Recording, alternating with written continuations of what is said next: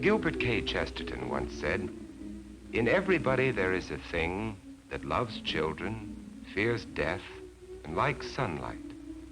And this thing enjoys Charles Dickens." Before I tell you about the Christmas Carol, let me read to you what Charles Dickens himself wrote about this story. "I have endeavored in this ghostly little story to raise the ghost of an idea which shall not put my readers out of humor with themselves, with each other, with the season, or with me. May it haunt their houses pleasantly." Charles Dickens. To begin with, Jacob Marley was dead. There is no doubt about that. You will therefore permit me to repeat emphatically that Marley was as dead as a doornail. Did Scrooge know that he was dead? Of course he did. Ebenezer Scrooge and he had been partners for I don't know how many years. Scrooge never painted out Marley's name, and so there it stood 7 years afterwards above the warehouse door.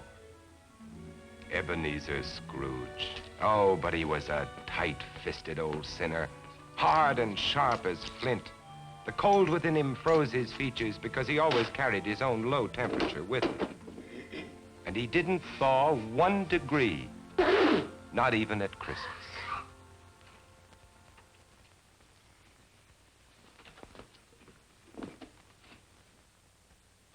Merry Christmas. Merry Christmas, Uncle. God save you. Christmas. Humbug.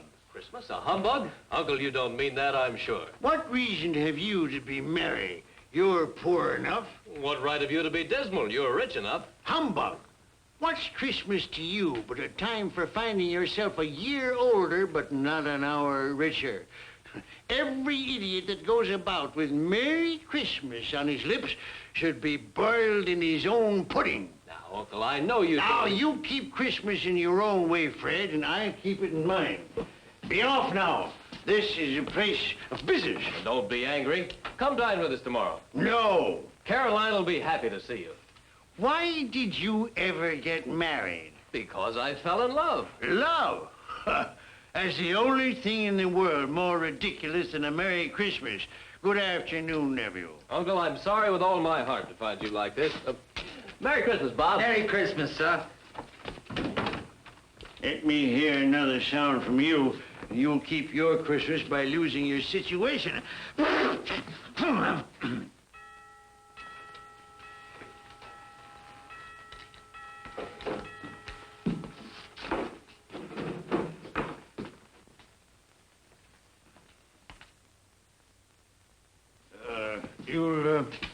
You'll want all day tomorrow, I suppose, Crescent.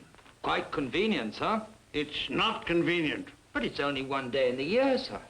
A poor excuse to pick the pocket of your employer every 25th of December. But be here all the earlier next morning. I will, sir. And a Merry Christmas to you, Mr. Scrooge. Ah.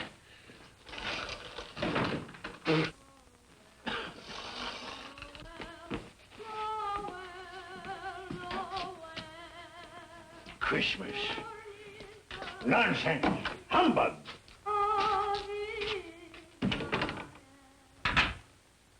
And while most of London was jovial and full of glee in honor of this Christmas Eve, Scrooge had taken his melancholy dinner at his usual melancholy tavern, and having read all the newspapers, he went home to bed. Scrooge lived in the chambers which had once belonged to Marley, his ex-partner, and as I have remarked before, Marley is dead these last 7 years. Dead as a doornail.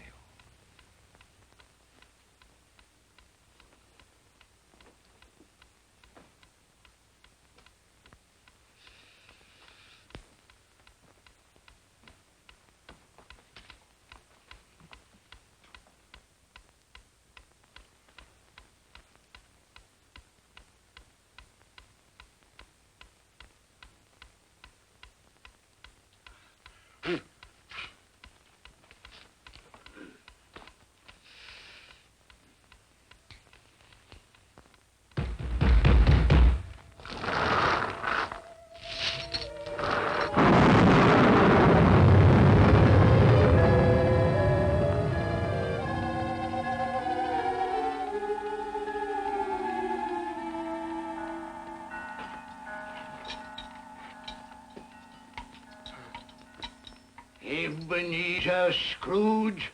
How now? What do you want of me? Much. Who are you? In life I was your partner, Jacob Marley.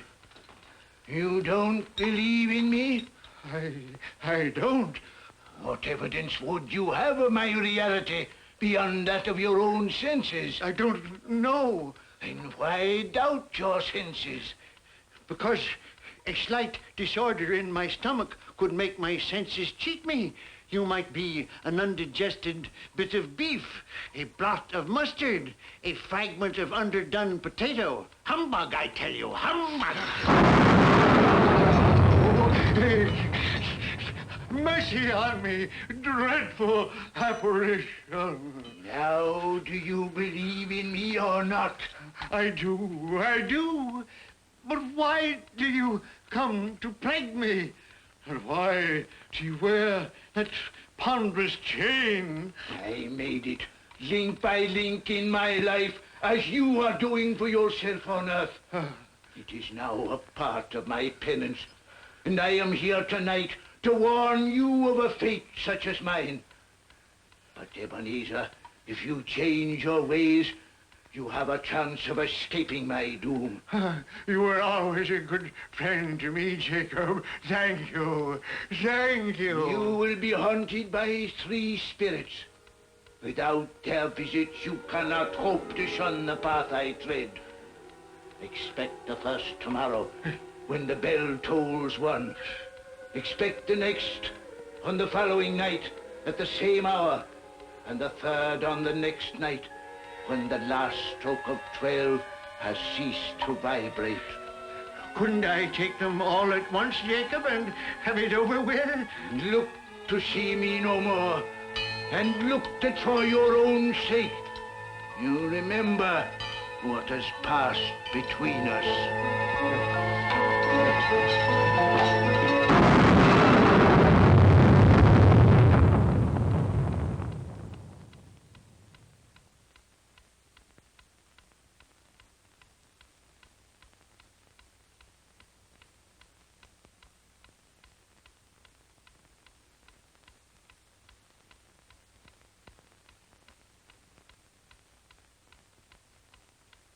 Scrooge tried desperately to say humbug to the strange happening, but the word stuck in his throat, unuttered, for it was highly probable it was not humbug.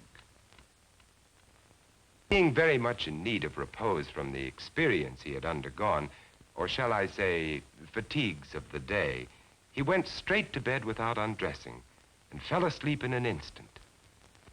A few hours later,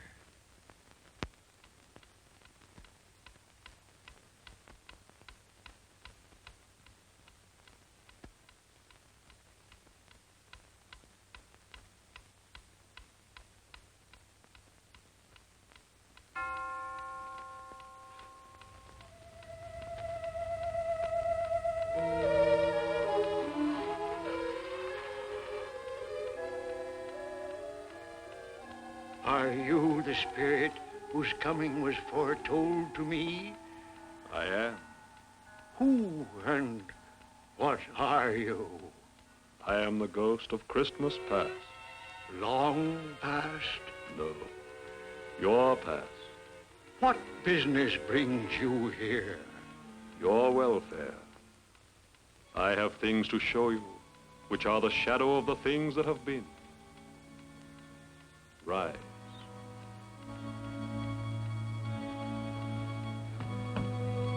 And walk with me.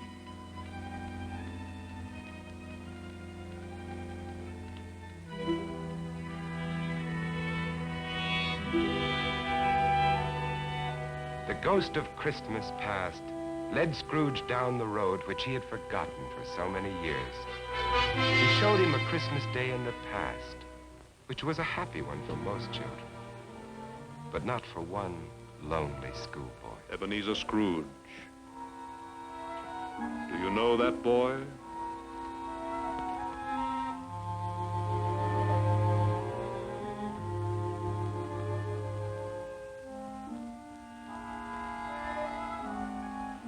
Yes, yes, I do. It is I as a boy. Oh, I remember that Christmas well. I felt so lonely. My playmates, they didn't like me. It was because you had shunned them.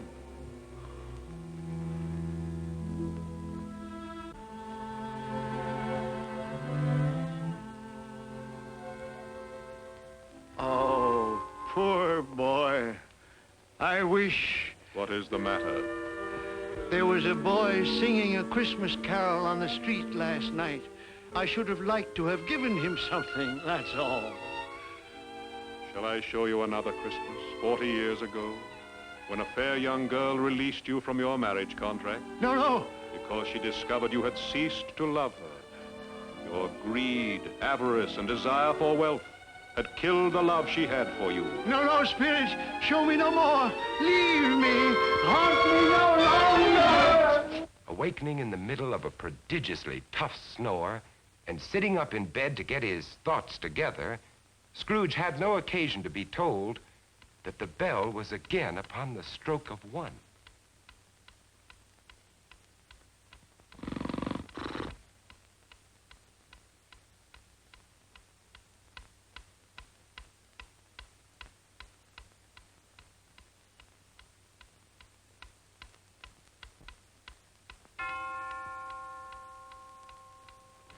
Scrooge!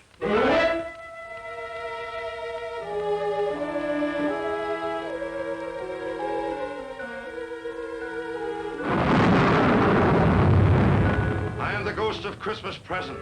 Look upon me. Yes, Spirit, conduct me where you will. I went forth last night on compulsion, and I learned a lesson which is working now. Tonight, if you have aught to teach me, let me profit by it. Touch my robe.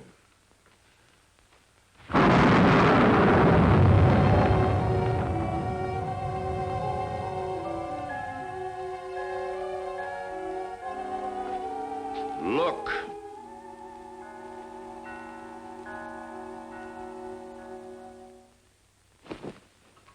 Belinda, bring the plates. Oh, Mother, Belinda, there's a great deal of work to be done. Help your sister. Missy, you get the... If I came by outside, I could smell the sage and the onions. And you knew it was off, Mother. Oh, I certainly did, boy. Peter, set the chairs. Can I put some chestnuts on the fire, Mother? No, your father will do that when he comes. What has gotten your precious father? And your brother, Tiny Tim? And Martha wasn't as late last year by half an hour. Oh. This is the house of your clerk, Bob Cratchit. But he has hardly a penny to his name. I, the ghost of Christmas present, have blessed his house. Here comes Bob now with another member of his family, Tiny Tim. And a Merry Christmas, everybody. And there you are, Tiny Tim, right in your own chair. Merry Christmas, Bob. And Martha. Yes, here I am again. Christmas wouldn't be Christmas without Martha coming to visit us. Bob. And how did Tiny Tim behave today, Bob? Fine. He told me coming home that he was glad he'd been to church, because it's pleasant to remember that the day is called Christmas. after he who made the lame to walk and the blind to see. Oh, what a beautiful Christmas table. it would be more beautiful if we had a turkey, but we'll manage. Of course we will. See what a happy family your clerk has on only 15 shillings a week? Tiny Tim. I didn't know he was sick and a cripple. Mr. Scrooge. I give you Mr. Scrooge, the founder of the feast. The founder of the feast, indeed. I wish I had him here. I'd give him a piece of my mind to feast upon. Dear, it's Christmas Day. It should be Christmas Day, I'm sure, when one drinks the health of such an odious, stingy, hard, unfeeling man as Mr. Scrooge. My dear, it's Christmas. Very well. I'll drink his health for your sake, and because it's Christmas. Long life to him. A Merry Christmas and a Happy New Year. A Merry Christmas and a Happy New Year. God bless us, everyone.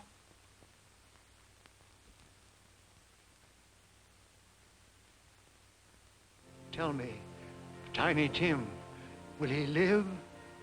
I see a vacant seat and a little crutch without an owner. No. Say he will be spared. My life on the globe is very brief. It ends tonight. Tonight? The time is drawing near for me to go and for your third visitor to appear.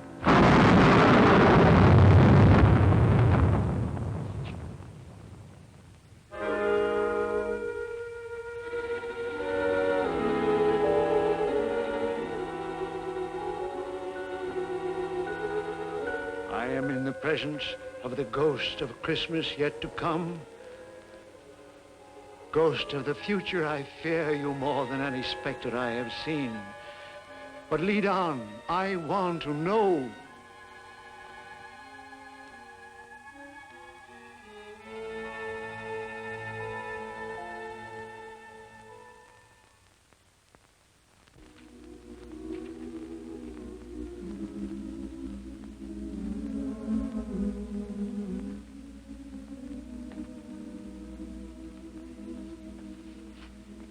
I met a very kind young man today who asked after you. Mr. Scrooge's nephew, whom I scarcely know. I told him about Tiny Tim, and he said, I'm heartily sorry for you and your good wife. By the by, how he ever knew that, I don't know. You what, dear? That you were a good wife. Oh, everyone knows that. And he said, if I can be of any service to you at any time, pray come to me. He's rather unlike his old Uncle Scrooge, isn't he? If you must torment me, be quick. Take me to what else you have to show.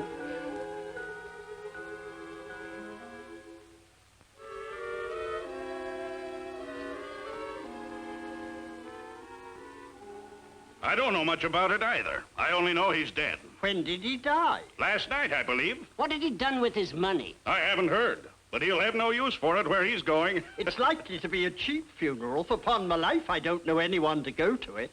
Suppose we make up a party and volunteer. When I come to think of it, I'm not at all sure that I wasn't his most particular friend, for we used to stop and speak whenever we met. I don't mind going to his funeral if lunch is provided. Tell me what man they are speaking of. Who is it that lies dead?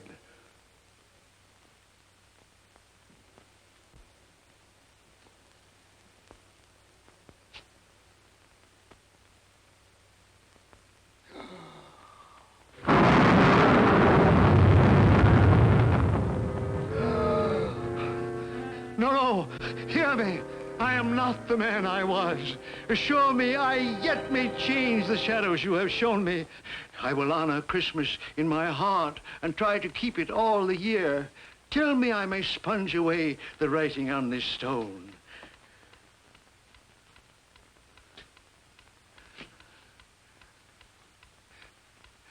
Marley! Marley! Jacob Marley! Heaven and Christmas time be praised for this. I will live in the past, the present, and the future. The spirit of all three shall thrive within me.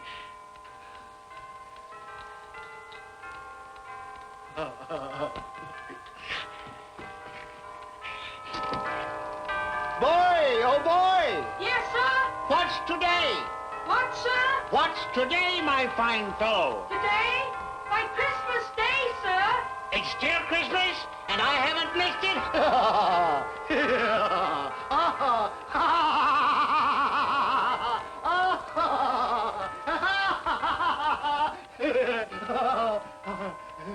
For a man who had been out of practice for years, Scrooge gave a most illustrious laugh, the father of a long line of brilliant laughs.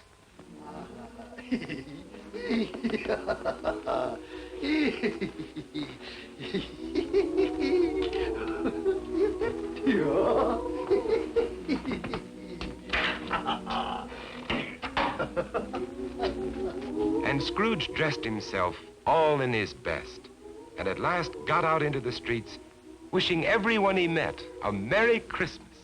Mr. Fred, come Vincent, have you room at your table for some friends? Oh, you're very welcome, Mr. Fred, sir. And you too, ma'am. I only hope that our lowly feast is to your liking. Now, don't fret about provisions. We've brought plenty for all.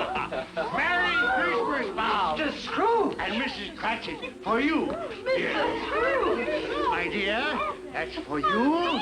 Darling, for you. For me? And you, sir. Oh, Mr. Scrooge, I don't know how we can ever thank you. Don't. And I'm going to raise your salary and help your large family in every way possible. And Tiny Tim, I saw a friend of mine at church just a little while ago, a famous surgeon. You and I are going to see him tomorrow, and he's going to be your friend, too. Mr. Scrooge! Merry Christmas, Mr. Scrooge. Scrooge won his word. He did it all and infinitely more. And to Tiny Tim, who did not die, he was a second father. Scrooge had no further dealings with ghosts, but it was always said that he knew how to keep Christmas well, if any man alive possessed the knowledge. May it truly be said of us, and all of us. And so, as Tiny Tim observed, God bless us, everyone.